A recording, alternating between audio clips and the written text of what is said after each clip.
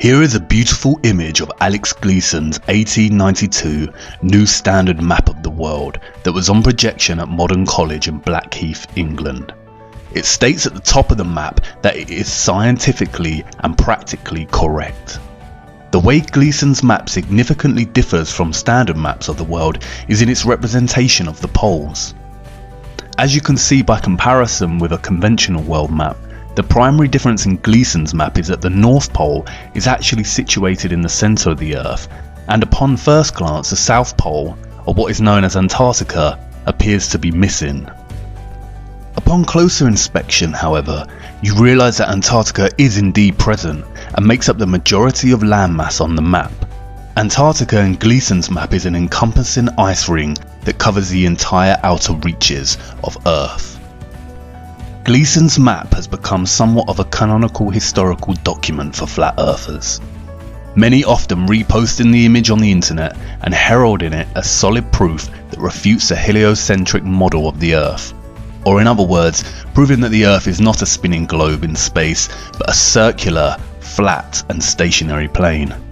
This was not enough proof for me, and while I gravitated towards the idea of a giant encompassing ice wall as a neat concept, I knew that we had a vast amount of evidence proving the existence of space, spherical planets, and entire sciences dedicated to solving the mathematical conundrums of physics. I mean, we landed on the moon for God's sake. Surely if the Earth was flat and stationary, then somebody would have realised by now. These brave souls did the unthinkable. They flew to the moon, they landed, took their first cautionary steps and planted the American flag. NASA sent multiple crews to the moon on subsequent Apollo missions. They even managed to film Apollo 17 leaving the moon. Stage pushed. Mission arm is out. Okay, I'm going to get the pro. 99, proceeded, 3, 2, 1, ignition. Right away, Houston. Vector grid. But wait, hold on. If this is footage of the crew leaving the moon and making the journey back to Earth, then who did they leave behind to film their craft take off? And wait, don't you think those colourful emissions on takeoff look kind of fake? I haven't seen any subsequent rockets produce these sort of dazzling colours, and I suppose they did admit that they had lost all their data from the mission. But maybe that was just coincidence. I started looking into NASA a bit more closely, and what I found was shocking. I can say with certainty that NASA is indeed lying to the world, and has been lying ever since its founding in 1958. But don't take my word for it. Sometimes you can't tell people the truth, you have to show them. So let me show you. Buckle up and sit tight, because Houston, we have a big problem. Okay, well, there's a big problem with the blue marble, and I'm going to zoom in here and show you what the problem is. These are all composite images where they are really not very good at Photoshop because they're using the Photoshop clone tool to replicate clouds. This cloud is a copy of this cloud. See the formations? They're identical formations. These right here, side by side, side by side. See this kind of W looking shape right here, replicated right here. This cloud is exactly the same as that cloud. You know, same clouds right there, and same thing on the other side of the world. They got the same thing going on. They got careless here. Look, 1, 2, 3, 4, 5 of the same formations replicated right there. These two replicated, same exact formations right here. This right here is clone of that right there. I mean, really? So you're telling me that we could take pictures of Jupiter and Saturn, huge, massive planets, and now we're out going to Pluto, but we don't have one legitimate picture of the Earth from space that's not a composite? Click on this picture right here. Supposedly the same mission, same guys that took the picture of the most famous picture of our Earth. I'm going to do save image as, and let's see, Apollo Moon, let's call it Apollo Moon 17. And I'm going to open that in Photoshop. And if those of you think this technical difficulty was planned and think I'm scamming you, go do it for yourself. Because you're going to find the exact same thing. I got nothing to hide here. This is live on the air, okay? I'm going to zoom in on the Earth in Photoshop. You see the Earth? Go to Image, Adjust, Levels, and I'm going to Bring the levels over here. And I'm going to bring the levels up. Uh-oh. What is that? Why is there a square box around the Earth allegedly taken from the scientists on the moon in Apollo 17? And people wonder why I don't trust NASA. That's why I don't trust NASA. Just another example of NASA faking space. Let's take a look here at this supposed image of Jupiter. Nothing more than CGI fakery. The supposed auroras towards the north. Let's take a look here again at NASA's official website, where it states Hubble captures vivid auroras in Jupiter's atmosphere. Here's the problem. The date of June 30th, 2016. Now take a look at this. Another so-called official image of Jupiter. This one's from back in 2014. You see the problem here? Now let's take a closer look at the supposed two images provided from NASA of Jupiter. Here's the problem again, 2016, 2014. What's the difference here? Well, the difference is they added the supposed auroras on the north, and this is nothing but a Christmas tree. Give me a break. Take a look here. I mean, all the clouds are in the same exact position. Just the 2016 image is a bit, I would say, darker. This is a bit lighter in 2014. Here's a side-by-side. People can't see what's taking place here with NASA. Nothing more than fakery. I mean, give me a break. This is a complete insult if you have a brain in your head. And you can tell it's real because it looks so fake, honestly.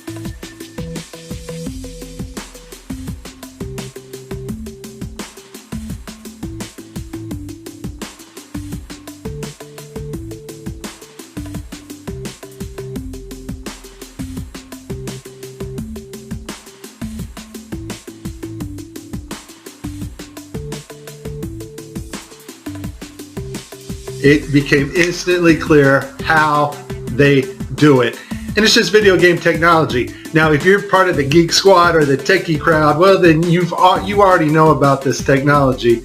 And so let's get to the video that caught my attention, and you will see the same things that I saw. Let's watch. We have to introduce the concept of freefall. So let's use this model of the Earth. And let's enlist the help of a friend, Patsy. You might know her.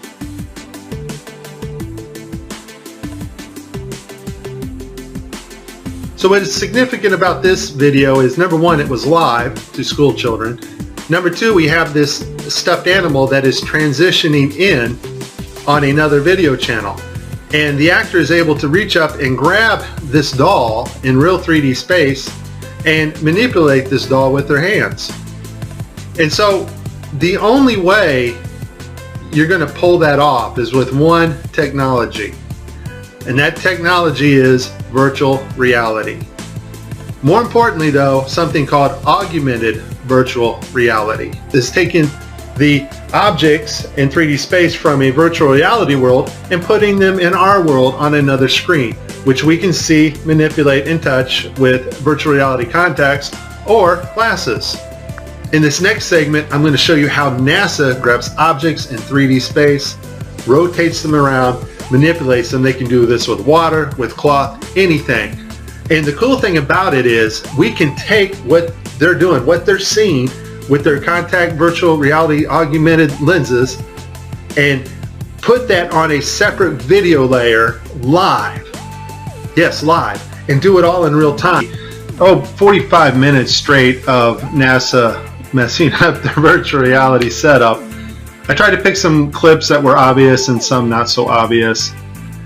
Show you some of the contacts. We're going to see Tim Peake with his contacts in, but these are virtual reality contacts overlaid on the eyes so actors can interact with things in 3D space, all in real time. In this next shot, we will get to see the whole arm setup and the virtual reality glove that covers all the way down the arm and hand. This allows the software to broadcast what we see video-wise as his arm in a shirt sleeve. Okay, I have a lot of Tim Peake screw-ups, but this one here, the system glitches. The software does not track his hand properly, and Tim slips his hand underneath his other fingers, which is tightly holding onto the mic, which would be impossible. I don't think this is Tim's fault. Normally, Tim always moves his other fingers up while he slides his hand under. I just think the system didn't respond to his movements here. It's virtual reality. They're wearing augmented contact lenses so that they can interact with these 3D objects. Now, in this scene, the guy on the left in the green shirt, he thinks he sees an object in 3D space that's being broadcast to him. So he grabs it and he puts it off to the side. He's looking straight ahead because he's looking at an object rotating in front of him, but the video channel is down that is supposed to show the viewers what we're supposed to see, and so we don't actually get to see the object that he is seeing. And I would just sum this up as a very terrible, bad, horrible day for NASA doing live feeds.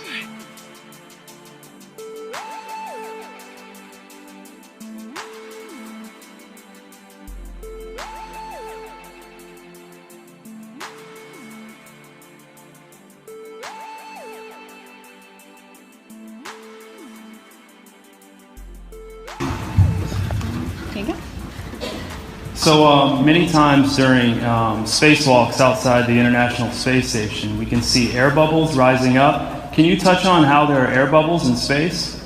Can you be more specific? Air bubbles? So yeah, like a lot of times during the footage, the NASA footage, you can see bubbles coming up out of the helmets or kind of from underneath you. How do you explain bubbles in space? Yeah, I'm not sure exactly what you're talking about. Now sometimes you get water in the helmet, and it's either from sweat or from the cooling garments. And in some of my spacewalks, I had like water in the helmet. Not like I was going to drown in the helmet, but just little bits of water probably came from sweat. Often on the outside of the space station, you'll liberate little pieces of, it's a really harsh environment out there, and the outside of the space station gets beat up pretty good. And sometimes, you'll see just little flecks of paint or something that you might have disrupted floating away from the suit. And, that's generally what that is. I've never seen any kind of air bubble anywhere. Yeah. Could it be that you're filming in an underwater pool and you're not really out there?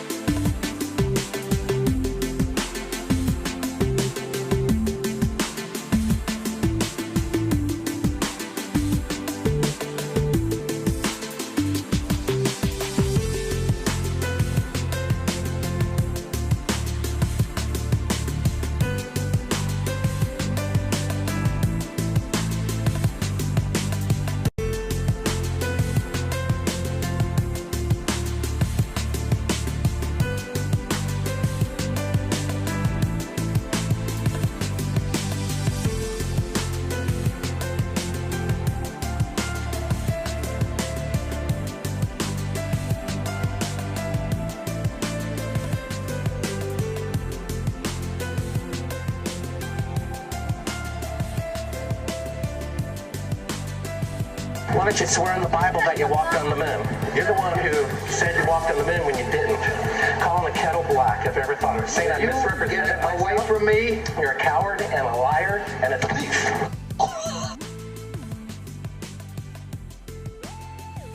And then there is this. Official NASA research into the dynamics of an aircraft that would function over a flat and non-rotating Earth. A flat and non-rotating Earth. A flat and non-rotating Earth. What? I know NASA has a tremendous multi-billion-dollar budget, but why would the organisation waste funding research for an aircraft that functions over a flat and stationary Earth? I thought we lived on a spinning globe in space. Is this not like Toyota designing a new car that drives through lava? It would never be used and would be a tremendous waste of money. This is all fun and games until you really start to ponder NASA's lies. Why would the biggest space organisation, whose vision statement on their website claims that it is their goal to discover and expand knowledge for the benefit of humanity, lie? And where exactly does their multi-billion-dollar annual budget go? In the last 5 years, NASA's total annual budget between 2016 and 2020 totals over a whopping $100 billion. Why would they commit such fraudulent actions if they want to benefit humanity with their understanding and exploration of space? And if we cannot trust the most famous of all space organisations to give us the truth, then is the Earth really what we've been led to believe it is? And then I remembered the 1959 United Nations Treaty, which prohibits and regulates all global activity on the continent of Antarctica and ensures that the continent belongs to no nation. With Gleason's map in mind, I started to wonder whether Antarctica was really what we had been told it was. Was it really a freezing white untouched paradise where, as Sir David Attenborough shows us, penguins play in the snow? Could it really be a huge ice wall encompassing the entire Earth? And then something dawned on me and stopped me in my tracks. How did I not notice? It was staring me in the face the whole time. Gleason's map. Hidden in plain sight in the United Nations logo. Look. The North Pole is at the centre just like Gleason's map. And why is Antarctica missing? Or is it? Upon closer inspection I realised that the logo was framed in a circular laurel. I know from ancient Greek mythology that the laurel leaf came to symbolise Apollo. Apollo again. Just like the moon missions. In ancient Rome the laurel was not permitted for profane uses, and lighting it at the fires of the altar was strictly forbidden. And I knew from the treaty that the UN had strictly forbidden Antarctica from being explored and exploited. Was there a message in this? I started digging, and then I realised that not only did the United Nations have this logo, but also the International Maritime Organization, the International Civil Aviation Organization, and the World Health Organization. The Maritime Organization polices the seas, and the Aviation Organization polices the skies. The World Health Organization controls all health and disease communications and guidance for the world, much like it has during the COVID-19 pandemic. Did the UN's military really police Antarctica with the maritime and aviation, or is it just an arbitrary treaty honouring the last unspoiled place on Earth?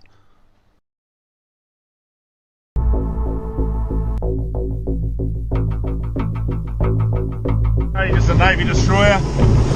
He will yield.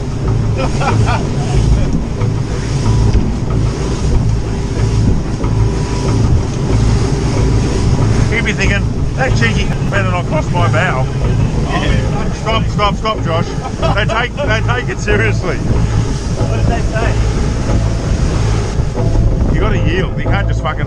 They think you're going to charge them. We don't know for sure, but they did say something. No, they did. They come back last call. Yeah, fucking talk to them. Actually going around. He's turning. Stop. He's turning. He is actually turning. He said about the ship yesterday. No, he is turning. Fucking hell, what have we done now? It's turning, Josh. Just sit still. He's slowed down, has he? Yeah, he's really slowed down. Not that we were in trouble. What for? It's coming to us. He's got the shits because... This is Warship Hobart, Warship Hobart, channel 16, over. 16. Yeah. Exclusion area, please report your intentions. Fishing. Who the fuck's that? We're heading to the shelf to go... Just say we're out fishing, heading out fishing. No, we're just heading out fishing. Get the dinghies out, boys. They get away the water. This is Warship Hobart, you are operating the area immediately. We're going that way. We're just traversing. I'm set up a demo today with this Cessna and the Air National Guard. I'm going to be inside of this Cessna and we're going to be going rogue. We're going to fly into that no-fly zone and we're going to see how the Air National Guard does it. They scramble the fighter jets that come Take off. We're on. flying for miles and miles until... Okay, we've just entered the no-fly zone now. Our pilots aren't talking to air traffic control, ignoring their calls to reach them. That triggers an alarm at the Air National Guard base. These fighter pilots scrambling to their jets. They're on alert and ready to take action 24 hours a day. Today, racing to their F-16s, suiting up, climbing on board, and rushing to the runway. Taking off to intercept our rogue Cessna, reaching the target in just minutes. This is the view from the F-16. That's my Cessna right there. Intimidating as you would think it would be. Look at that fighter jet. He's right off our wing. Another F-16 swooping in on the right, calling us on aviation frequencies. You have been intercepted. If you hear this transmission, acknowledge the radio call and rock your wings. He wants us to identify ourselves. We're a rogue aircraft, remember, for this demonstration, so we're not going to respond at all and see what this fighter jet... You are ordered to turn to the northwest. The fighter jet giving us one last warning. After all of this, the pilot still won't listen. The plane won't leave the airspace. Will you shoot them down? If required, we'll execute the rules of engagement per the commander of the North American Aerospace Defense Command. And yes, we would do that. Shoot the plane down. If it meets the rules of engagement, yes, we would, to defend the airspace. Why are they policing the parameters of Antarctica in such a vigilant way? Surely they are just protecting the penguins and seals that we've seen so often in Planet Earth and Frozen Planet documentaries. I don't know, I'm not too sure anymore, because after I stumbled across this.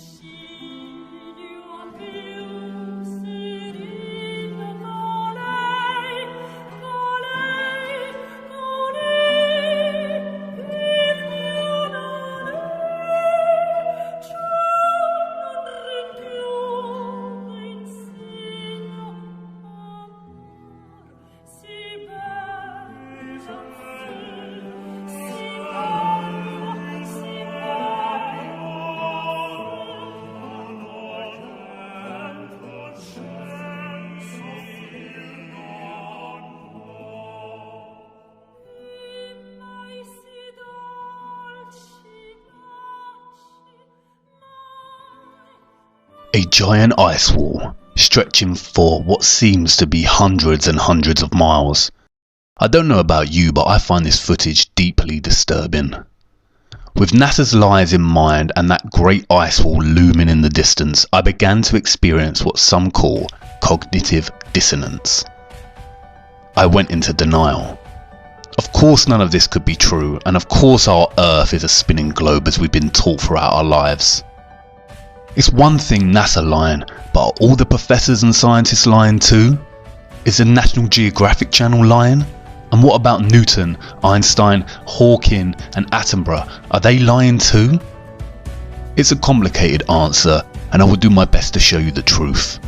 But before we look at the gatekeepers of knowledge and the trusted voices of our world, I need to show you more of our Earth. I don't want to lose you just yet. Come with me to part 3, where we will explore a few ways our Earth could work as a flat and stationary plane.